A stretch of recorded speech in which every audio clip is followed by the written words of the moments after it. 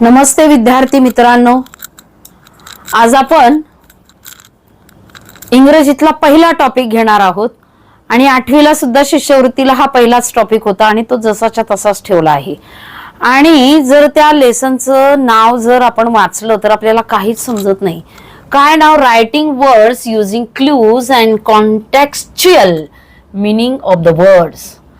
आता कॉन्टेक्स्च्युअल म्हणजे काय याचा अर्थ कळाला पाहिजे, की म्हणजे आपल्याला संदर्भाने येणारा शब्द किंवा क्ल्यू जो दिलेला आहे त्या क्ल्यू वरून आपल्याला पर्याय शोधता आला पाहिजे. म्हणजे संबंध किंवा क्ल्यू अशा ज्या गोष्टी आहेत त्याच्याने आपल्याला पर्याय शोधायचा आहे.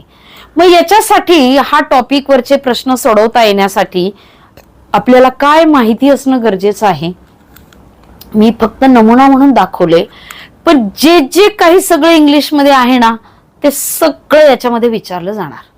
मग सगळं तुमचं व्याकरण विचारलं जाऊ शकतं, सगळे व्होकॅब्युलरीचे प्रश्न याच्यामध्ये विचारले जाऊ शकतात. बघा, म्हणजे सिनोनम्स म्हणजे समानार्थी शब्द, opposite words, part of speech, phrases, homophone, म्हणजे सगळी व्होकॅब्युलरी याच्यामध्ये तपासली जाते. आणि त्याच्यासाठी तुम्हाला संदर्भाने येणारे शब्द कोणते ते वाक्यात ओळखता आले पाहिजेत, किंवा कोणता तरी क्ल्यू दिलेला असतो, तो क्ल्यू तुम्हाला काय आहे तो ओळखता आला पाहिजे. तर आपण डायरेक्ट याच्यामधली उदाहरणं कशी असतात ती बघूयात. आपल्या पुस्तकामध्ये खूप साऱ्या प्रकारची उदाहरणं दिलेली आहेत. इथे बघा काय लिहिलेलं आहे, he was very dash to hear the good news. आता ही वॉज व्हेरी सॅड असू शकतो, हॅपी असू शकतो, अँग्री असू शकतो, टायर्ड असू शकतो.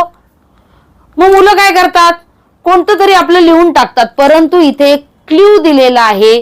तो क्ल्यू कोणता आहे तर गुड न्यूज. गुड न्यूज हा शब्द आलाय आणि त्याच्यावरून आपल्याला आता पर्याय योग्य ओळखायचा आहे, की म्हणजे गुड न्यूज म्हणजे चांगली बातमी असेल तर तो दुःखी होईल का, नाही तो रागवेल का, नाही तो दमलेला, हा प्रश्नच वेगळा. म्हणजे हॅपी होईल, आनंदी होईल. म्हणजे असा जो क्ल्यू दिलेला आहे त्या क्ल्यू वरून आपल्याला शब्द ओळखायचा असतो. आता दुसरा प्रश्न काय आहे की ग्रामर वरचा विचारला. आता इथं नाउन विचारलं जाईल, ऍडव्हर्ब असेल, काही असू शकतं, किंवा खालीलपैकी कोणता ऍडव्हर्ब नाही, खालीलपैकी कोणता नाउन नाही, अशा प्रकारचे पण प्रश्न विचारले जाऊ शकतात. मग इथे लिहिलेलं आहे चूज द रॉंग वर्ड. आता नाउन म्हटल्यानंतर की ट्रंक म्हणजे काय, ट्रंक म्हणजे खोड पण होतं, ट्रंक म्हणजे हत्तीची सोंड पण होते, हे नाउनच आहे. काय आहे, नाउनच आहे. ट्री झाड हे काय आहे, नाउनच आहे. मून चंद्र हे काय आहे, नाउनच आहे. पण टॉल हे उंच हे काय नाउन आहे का, म्हणजे याच्याशी हा रॉंग शब्द आहे. आणि म्हणून ज्या पर्यायामध्ये टॉल लिहिलेला आहे तो ऑप्शन आपल्याला लिहावा लागेल. आता मी इथं जागा कमी आहे म्हणून ऑप्शन लिहिले नाही, पण तुम्हाला तो ओळखता आला पाहिजे की नाउन असलेले शब्द आणि नाउन नसलेला शब्द इथे ओळखायचा आहे. आता तिसरा प्रश्न बघा, the dash of the mountain was covered with thick white snow. Thick, thick म्हणजे जाड बर्फाचा थर झालेला आहे. कुठं? The dash of the mountain was covered. माउंटेनचं काय कव्हर्ड केलेलं असणार आहे. आता आपल्याला इथं भूगोल माहित असला पाहिजे, की आपण शिकलेलो जसे उंच जावे तस तशी हवा थंड होत जाते, आणि अति उंचावर थंड हवामान असल्यामुळं तिथे आपल्याला बर्फ दिसतो. मग उंचावरच असणार की नाही बर्फाचा थर जाड, का खाली असणारे नाही.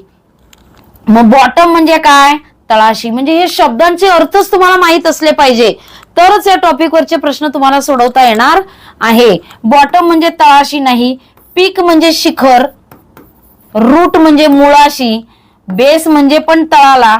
म्हणजे इथे हे सगळेच रॉंग येतात, कारण उंचावरच बर्फाचा जाड थर असतो म्हणून द पीक. आणि हे पण लक्षात यायला पाहिजे की माउंटेनला पीक असतं, शिखर असतं, हे पण आपल्याला लक्षात आलं पाहिजे. म्हणजे सामान्य ज्ञान कुठल्याही प्रकारचे या टॉपिक मध्ये विचारलं जाऊ शकतं. मग the cake was so dash that everyone asked for a second piece. The cake असा होता की प्रत्येक जण दुसरा तुकडा मागत होता. जर दुसरा एकदा एक घास खाल्ल्यानंतर पुन्हा एक घास मागतो, प्रत्येकाला एक एक घास दिला, आपण काय करतो, चव चांगली असेल तरच आपण दुसरा मागतो आणि चव नसेल तर आपण मागत नाही. मग आता बघा, the cake was so dash that everyone asked for a second piece. दुसरा पीस प्रत्येक जण मागत होता. म्हणजे तो बिटर म्हणजे कडू होता का? तो डेलिशियस म्हणजे काय? डेलिशियस म्हणजे असं तोंडाला पाणी सुटेल. डेलिशियस फूड म्हणजे चांगलं अन्न जे आवडेल असं. त्याच्यानंतर सॉल्टी म्हणजे खारट असेल का?